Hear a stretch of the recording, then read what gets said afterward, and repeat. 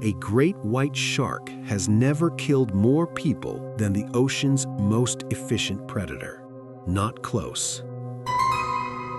This animal hunts in coordinated packs, takes down prey 20 times its size, and has never lost a recorded battle with anything in the sea.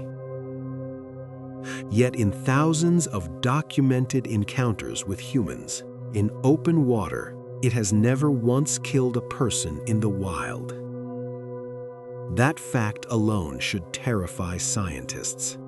Instead, it fascinates them. Meet the orca. Killer whale is the name we gave it, but the name is almost a lie. For decades, researchers assumed size and appetite explained ocean dominance. Orcas broke that assumption completely. They hunt great white sharks and flip them upside down to trigger paralysis before feeding only on the liver. Imagine watching the ocean's most feared predator suddenly become the prey. They strand themselves deliberately on beaches to snatch seals, then wriggle back into the surf. They coordinate wave attacks to wash baby seals off ice floes. This is not instinct. This is strategy. So why would the ocean's most lethal strategists spare us? The first theory scientists proposed was simple: unfamiliarity. Orcas hunt what they recognize. Humans don't look like seals, fish, or whales.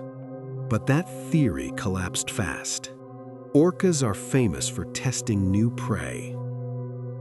They've attacked boats, moose swimming between islands, even other whale species twice their size out of curiosity or dominance.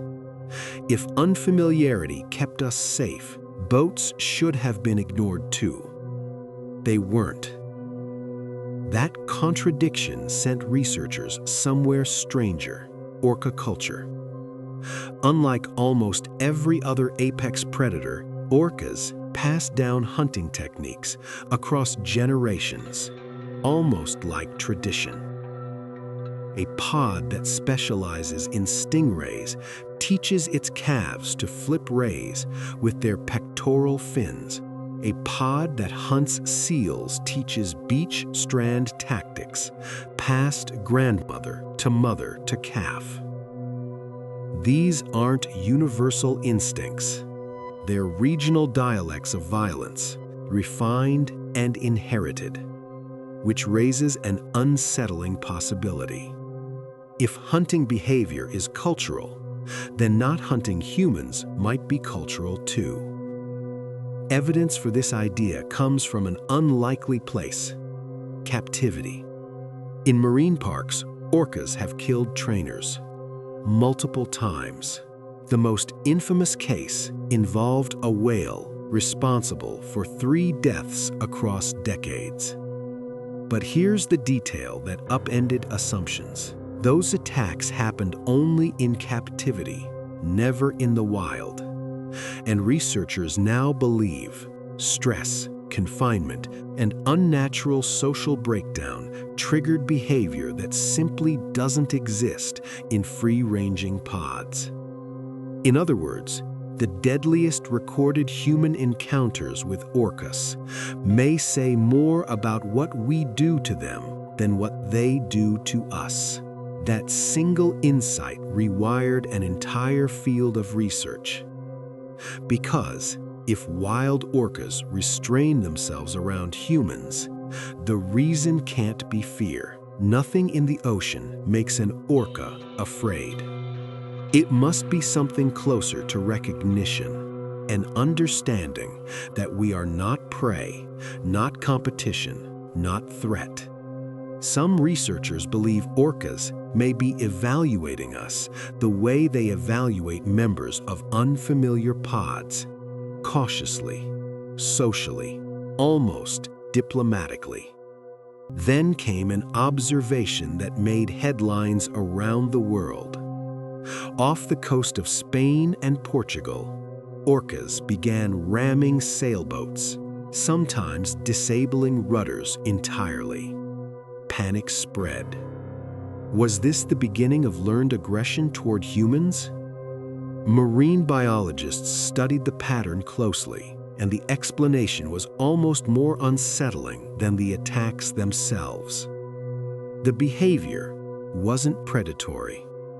It looked playful, deliberate, and confined almost entirely to one small subpopulation, likely started by a single individual and copied by others through social learning. Orcas were teaching orcas a new behavior in real time. The same way earlier generations passed down hunting tactics. If a species can culturally transmit a brand new behavior across a population within a few short years, what else might be passing silently between pods that scientists haven't detected yet? That question is where the real weight of this story lives, because an animal capable of strategy, teaching, restraint, and rapid cultural change isn't operating on pure instinct. It's operating with something closer to judgment. And for reasons we may never fully translate, the judgment orcas have reached about humans, again and again, across oceans and generations, is one of non-violence, not because we're too dangerous to attack, not because we're unfamiliar, but possibly because something in their intelligence recognizes something in ours. The ocean's most efficient killer has every tool required to make us prey. Speed, strength, coordination, memory. And in the wild, across a documented history spanning over a century, it has chosen, consistently, not to use them on us. Maybe that's the real mystery worth sitting with. Not why nature's deadliest hunter spares humanity, but what it means that an animal this powerful appears to be making a choice at all. If this kind of hidden pattern in nature fascinates you, there's a lot more of it out there. Like this video if it changed how you see the ocean. Subscribe if you want more stories like this one. And I'll see you in the next one.